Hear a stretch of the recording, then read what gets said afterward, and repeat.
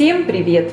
Сегодня готовим традиционное рождественское печенье, популярное во многих странах Европы.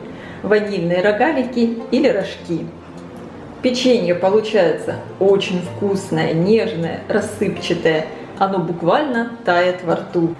И, конечно, такое печенье можно приготовить не только на праздники, но и к чаю, на скорую руку, так как рецепт очень простой и быстрый. И для того, чтобы приготовить это замечательное, очень вкусное печенье, мне понадобится 280 граммов муки. Муки, конечно, может уйти чуть больше или чуть меньше. Будем смотреть по консистенции теста. Также в муку добавляем миндальную муку. Это обычные миндальные орехи, которые можно хорошо измельчить в блендере. Также можно вместо миндальной муки использовать муку, которую сделать из грецких, например, орехов. Она тоже сюда прекрасно подойдет. Также мне понадобится сливочное масло, мягкое, комнатной температуры 200 граммов, 2 желтка, 100 граммов сахара. Я использую светлый тростниковый сахар, можно использовать любой. 1 чайная ложка экстракта ванили, 7 граммов разрыхлителя для теста и щепотка соли. В миску я отправляю мягкое сливочное масло. Тесто готовится очень быстро и просто. Всыпаю сахар, соль и добавляю экстракт ванили. Хорошо все перемешиваю миксером.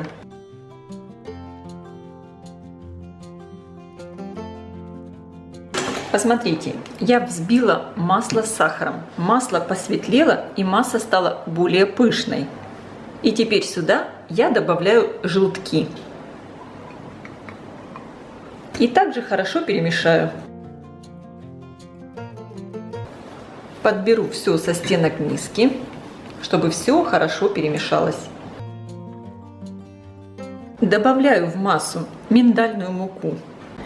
Если для приготовления теста вы используете ореховую муку собственного приготовления, тогда хорошо измельчите орехи, чтобы получилась именно такая очень мелкая крошка. Тогда тесто будет очень мягким и податливым. Немного перемешаю тесто лопаткой. И теперь сюда буду просеивать муку. Сначала часть муки и разрыхлитель для теста. Просеиваю. Замешиваю лопаткой. Это тесто не любит долгого вымешивания, поэтому довольно быстро все соединяем в однородную массу. Если вы будете слишком долго вымешивать тесто, оно затянется и печенье получится жестким, твердым, невкусным. Поэтому действуем достаточно быстро. Сейчас лопатку я уже убираю. Дальше тесто буду замешивать рукой. Просеиваю муку. Немного оставлю, вымешиваю.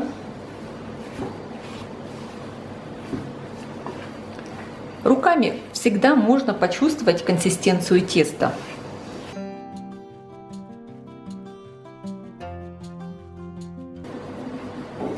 Добавляю оставшуюся муку.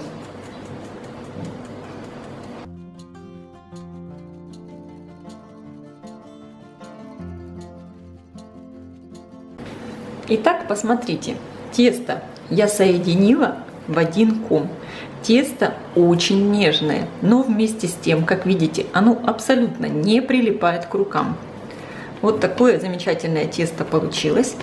Сейчас я его вот подкатываю в такой шар-лепешку, можно даже сказать, чтобы тесто лучше охладилось. Перекладываю в пакет. И отправляю тесто в холодильник минимум на 1 час. Вообще это тесто удобно даже готовить заранее. Оно прекрасно лежит в холодильнике, даже сутки. Тесто у меня замечательно отдохнуло в холодильнике. И сейчас можно формировать печенье. Я отделю примерно половину теста, так удобнее с ним работать. Вторую часть теста отправлю обратно в холодильник. А эту часть теста я сейчас тоже еще разделю пополам. И сейчас эту часть теста я раскатаю в такую небольшую колбаску.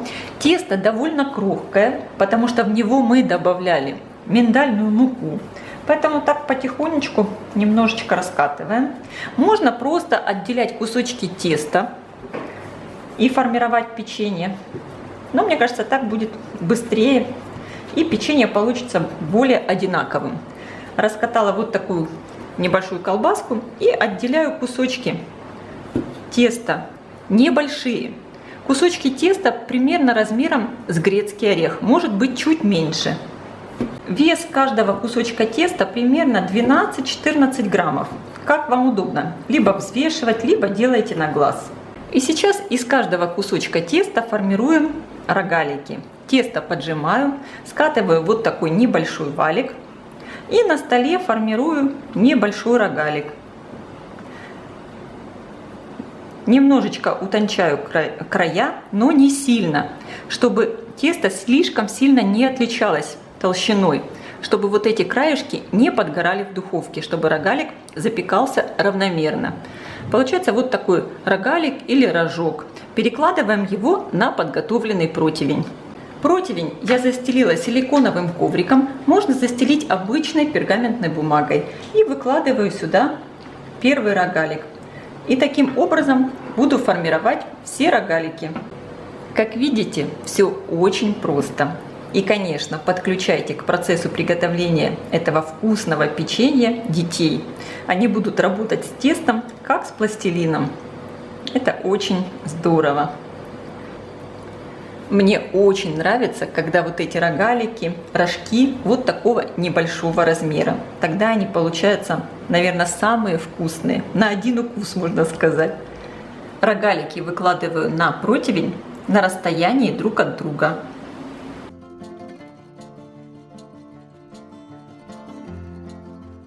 Я сформировала первую партию рогаликов и отправляю их в хорошо разогретую до 180 градусов духовку, примерно на 12-15 минут. Не пересушивайте, не передерживайте рогалики в духовке, чтобы они были мягкие. Печенье я достала из духовки. Выпекалось оно у меня примерно 12-13 минут.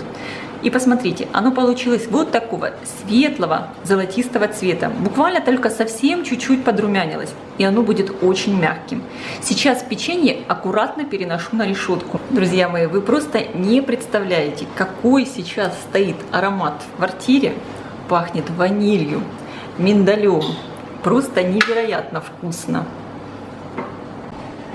Печенье у меня уже остыло. Посмотрите, какое оно красивое получается. Я просто вам хочу разломать. Вы видите, какое нежное внутри. И очень ароматное и рассыпчатое.